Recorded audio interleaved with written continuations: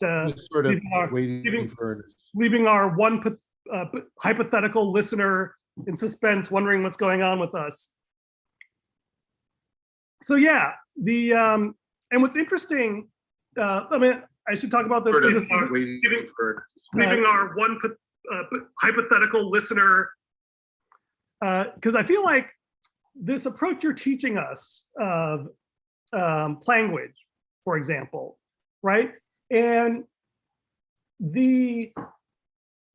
I'm not surprised that not everyone uses this tool because it's a lot of effort, it's a lot of training, right? But what's fascinating to me is that people who would benefit greatly from using this tool are probably either not aware of it, or when they hear of it, they reject it due to conventional thinking or whatever.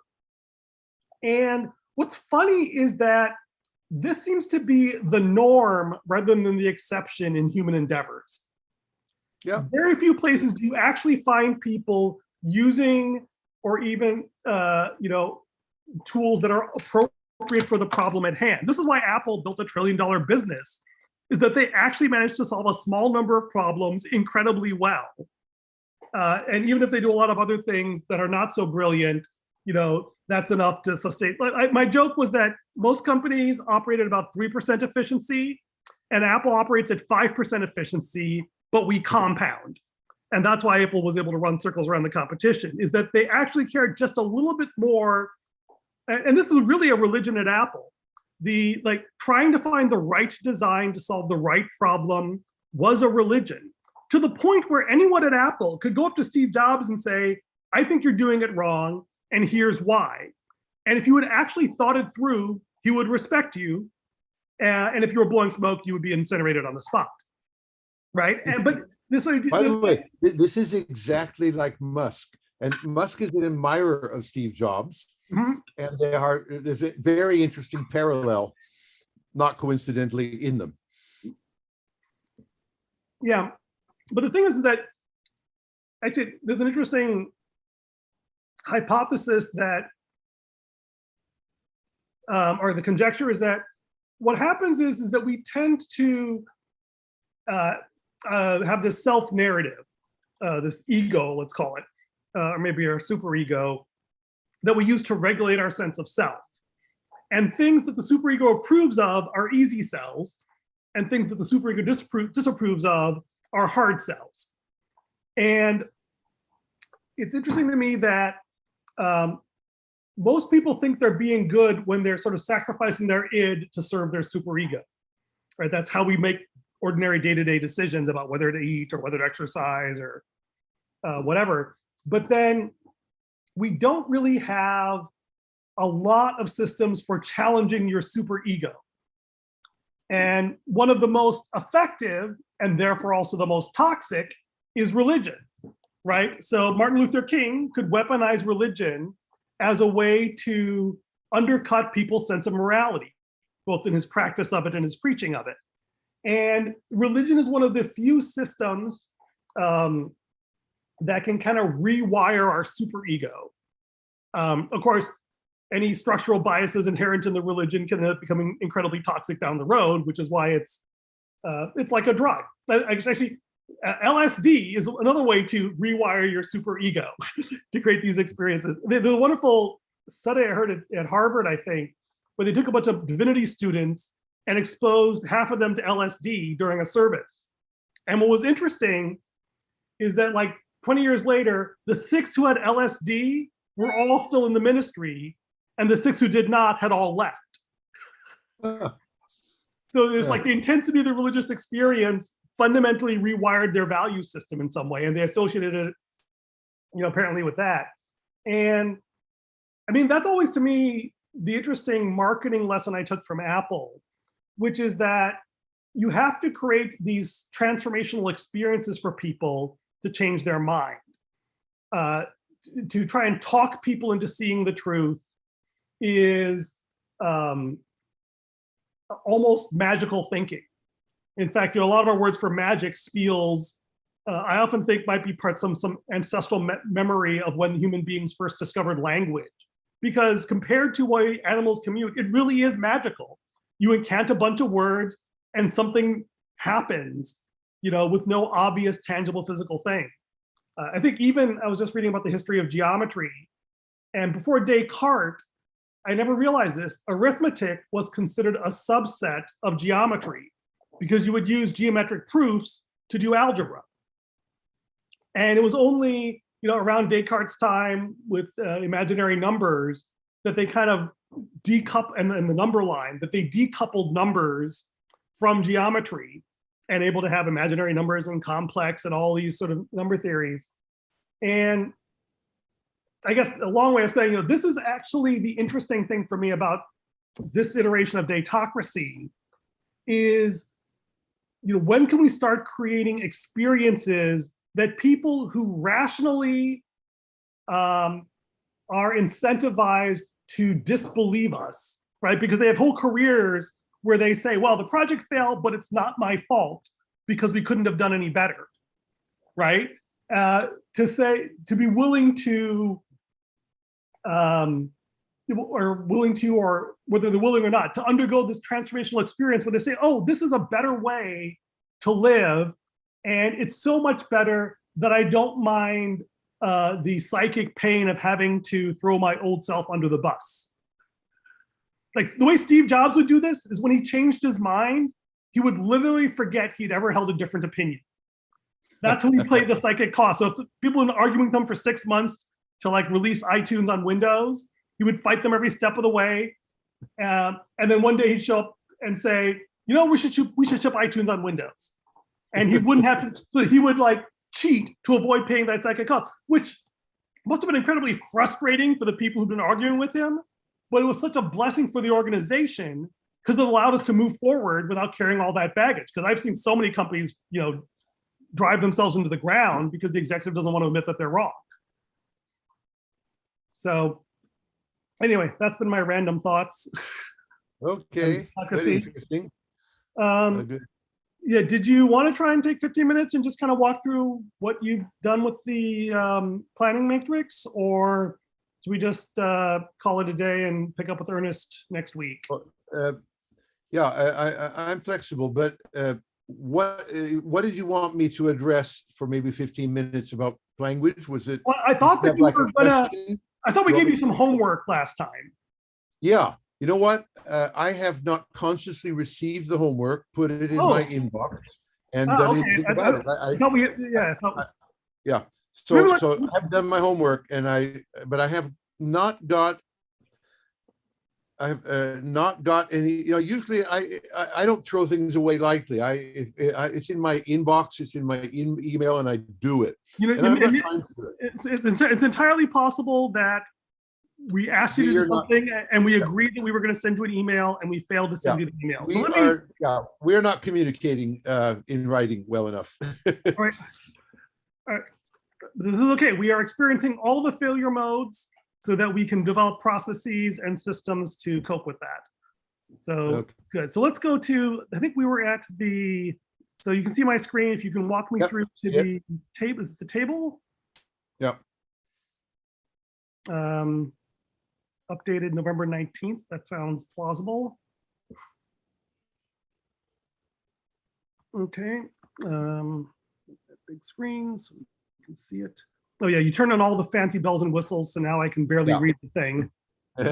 You can turn them off again, go to settings and simplify it, that's fine.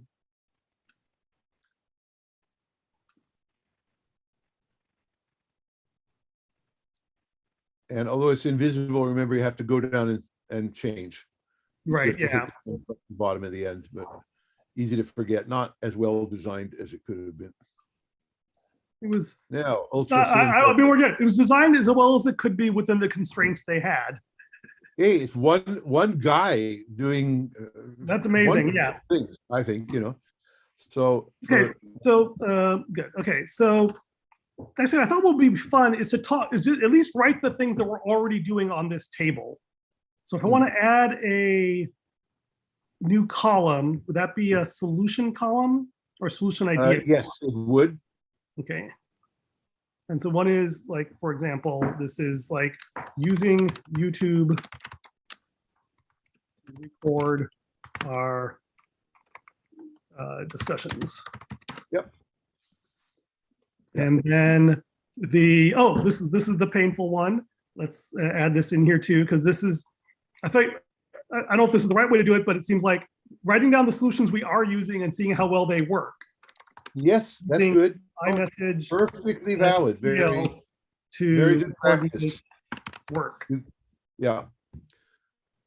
Good way of starting. Yeah. So I think the homework assignment was that you were going to kind of go through and like fill in one of these columns to see that, so we could see kind of how it looks like when it's all been fleshed out with something that you actually kind of numbers that you actually feel good about. Does that sound like a reasonable task item? And I could do it on the Val plan thing since I have first-hand knowledge of it. Yeah. That's doable. Let's do a vote. I am in favor of you doing that. I accept the challenge. Okay, and let's make this a ritual that we actually do our action items live on email. Yes, please. 12/3/2021.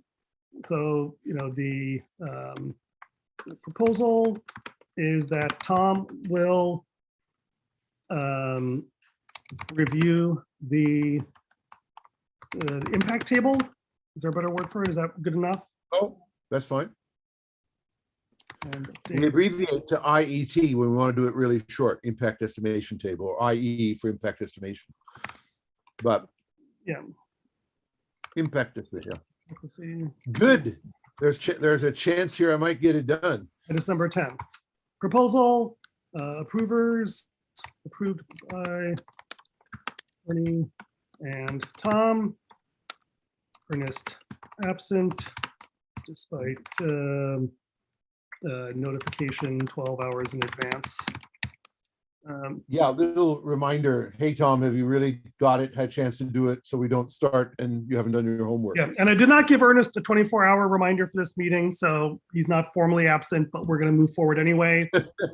And I will send by the way, I wanted to ask you, have you seen the link to my Musk's Methods book? I think you sent that last time. And okay, then assuming you got it, so I mean, read it or not at your leisure. But was that my email arriving? Yeah, I guess that. Yes, it came in. Okay, good.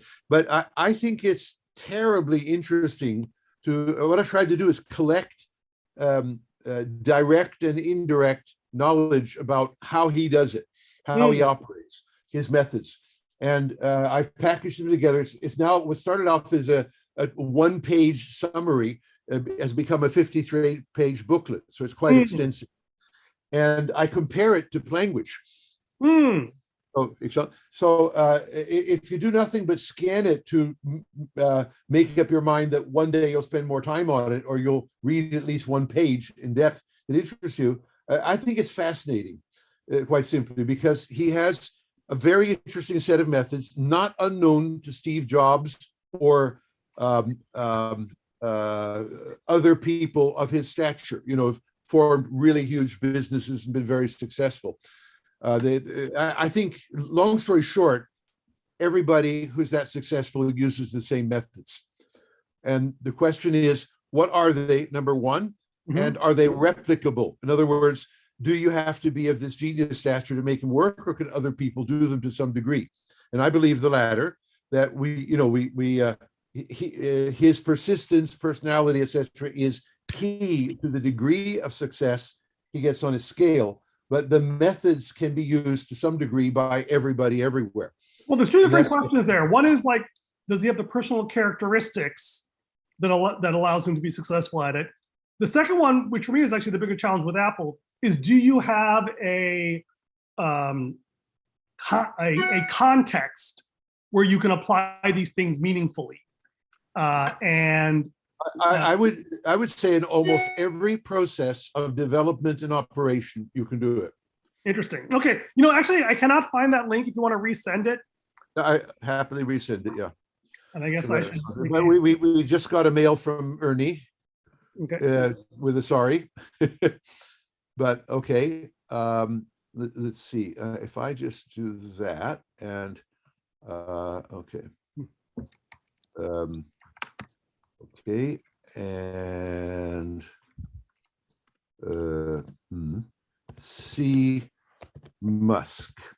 What I've done quite recently, I mean, since we last talked, is I've written quite a lot more detail. I mean, I've added a lot to the book, even if you had read it 2 weeks ago.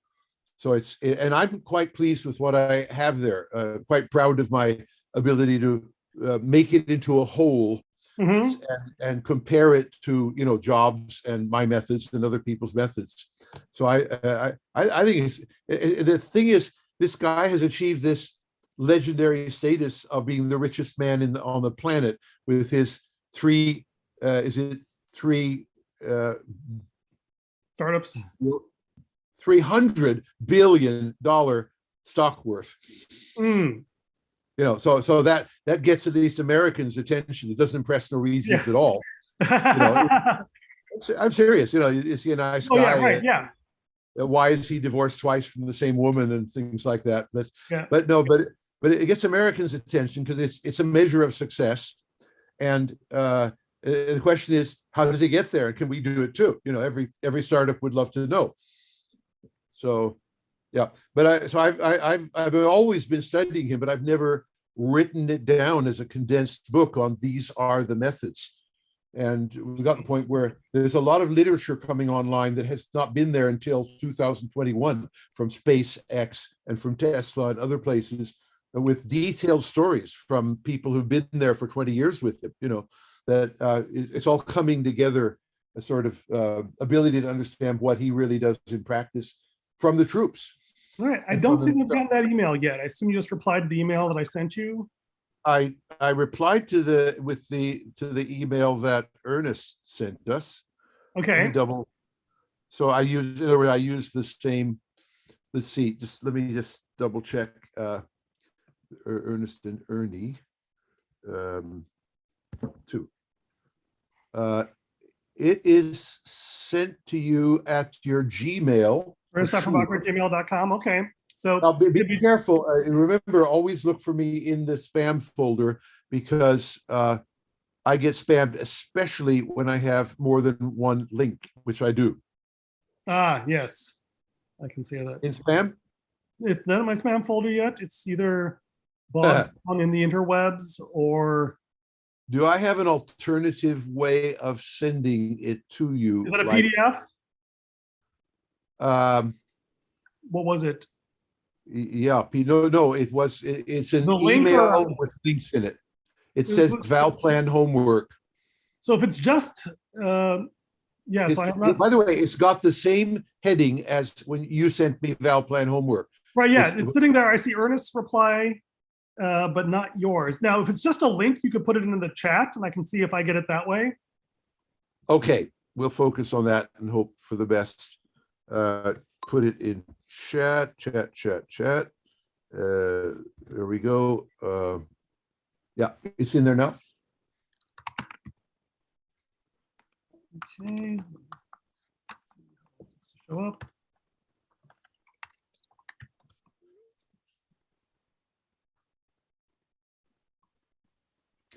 By the way, I also have posted it regularly to my LinkedIn and Twitter. That's a way of keeping track of everything I publish. Unless it's secret, I tend to, and there are a couple of secret books going on, but I tend to put it in my LinkedIn with automatic copy to Twitter and say, here is a book I'm writing, and here's the latest edition, and that's one way of keeping track of me, because I am I'm writing something every day. Right. Okay. I'm now up to 7 books. This is the summer. Okay, Musk methods shared with Dropbox. That turned out to be more reliable than going through personal communication, oddly enough. Huh. Well, given that we have like 9 minutes left, maybe I'll just pull it up and we can walk through the skim now. That will make sure that I actually do it. Hey, I buy that. I'm with you. let's see. There we go. I'm actually pulling up the one I sent to you, so that's fine. Here as well. So are you ready to talk through it? I'll give you a. You want to share your screen? And yes, sorry. Share my screen. Oh yeah, I've got to go back to Zoom before I can do that. There we go. And share screen and Musk's methods and share. Now you seeing my screen, right? Go ahead and give me the overview while I finish my lunch. Yeah, okay, good.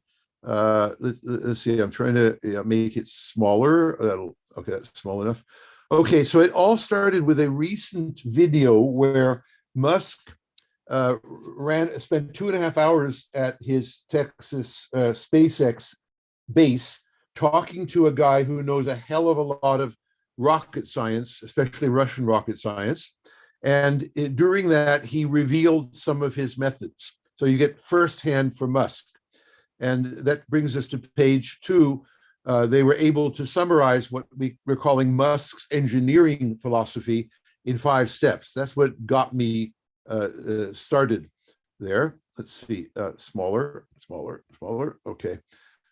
So point 1, be extremely skeptical about requirements, because no matter who wrote them, and I think he's including himself, they're probably wrong, and you need to really work on them to make them right. And I'm a great believer in that. You know, all requirements are pretty stupid until proven otherwise, and they're all pretty stupid. Number 2, it's about simplification. He's afraid that we bring things in just in case, and we forget to remove them when they're no longer useful. So you get systems that are clogged up with unnecessary costs.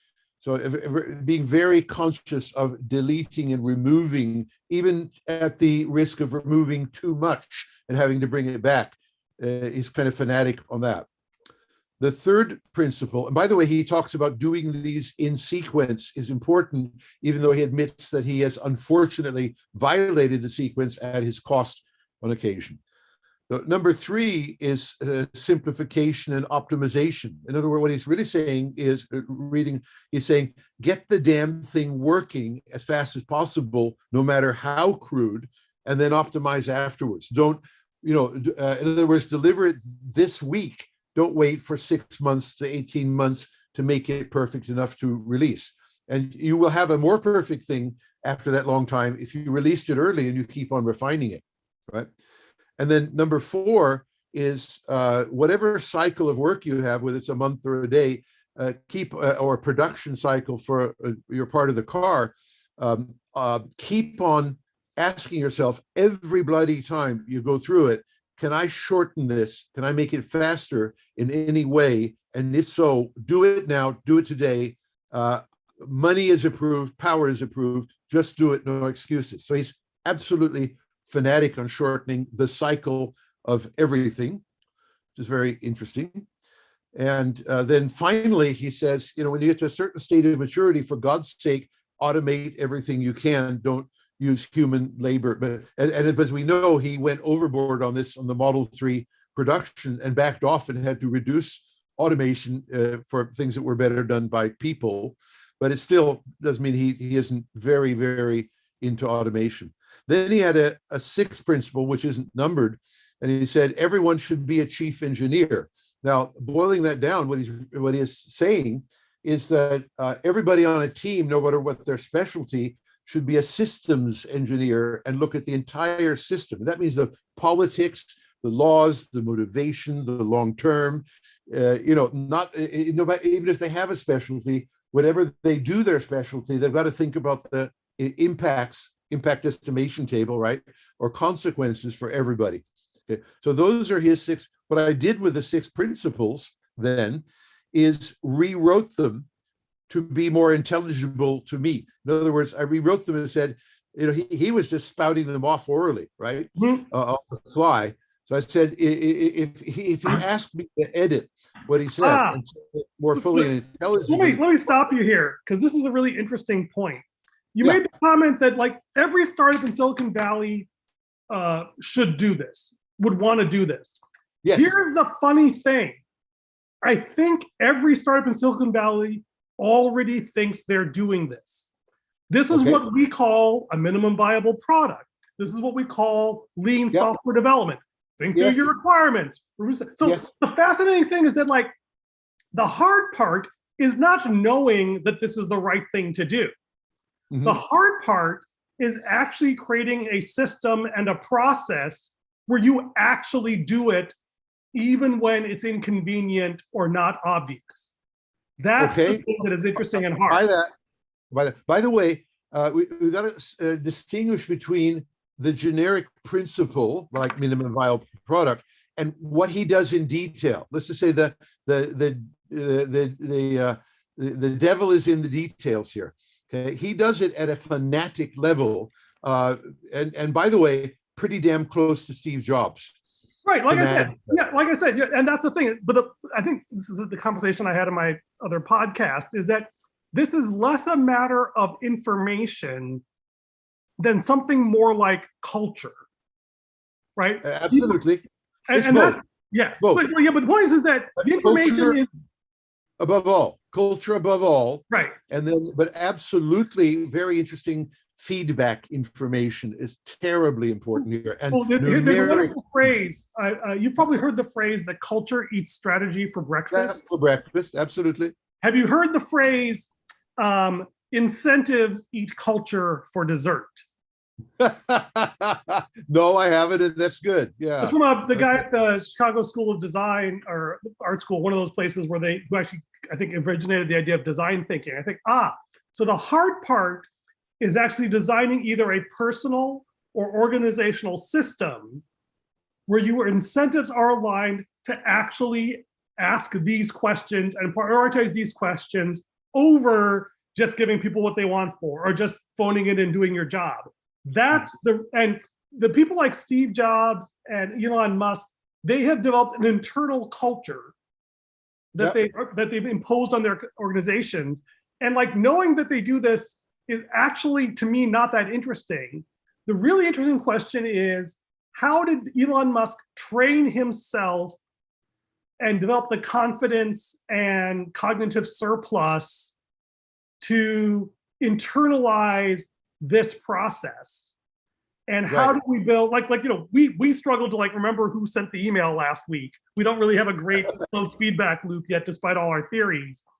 And that is the really interesting thing for me with tools like FilePlan, and this may be our closing comment because I literally have a 145, is can we actually build a culture that does this and then model it and articulate it and embed it in tools that makes it easier for other people to become part of that culture and community as we move forward.